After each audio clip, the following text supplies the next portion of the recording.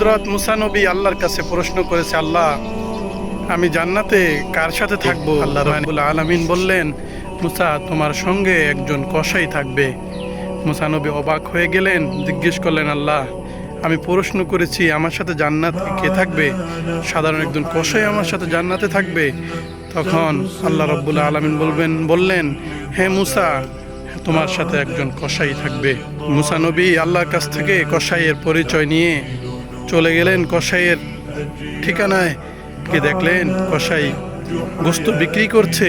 এরপরে যখন সময় শেষ হয়ে গেল, এরপরে সে সুন্দর গোস্তের কয়েকটি টুকরা তার পাত্রে নিলেন। এরপরে মুসা নবী তাকে বললেন, ভাই আমি আজকে আপনার বাসায় মেহমান হতে চাই। ওই লোকটি বলল, হ্যাঁ আহলান সাহলান, অবশ্যই আপনি আমার মেহমান, আপনি আল্লাহর মেহমান, আপনি অবশ্যই আমার মেহমান হবেন। এরপরে মুসা নবী ওই ব্যক্তির সাথে তার বাড়িতে চলে গেলেন। গিয়ে দেখলেন তার বৃদ্ধ মা বিছানায় পড়ে আছে।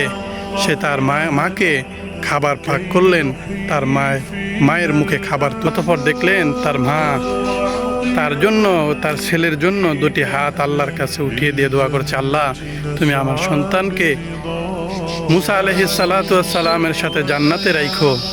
অতঃপর হযরত মুসা আলাইহিস সালাম বললেন, ভাই তোমার দোয়া আল্লাহ কবুল করে নিয়েছে। সুবহানাল্লাহ।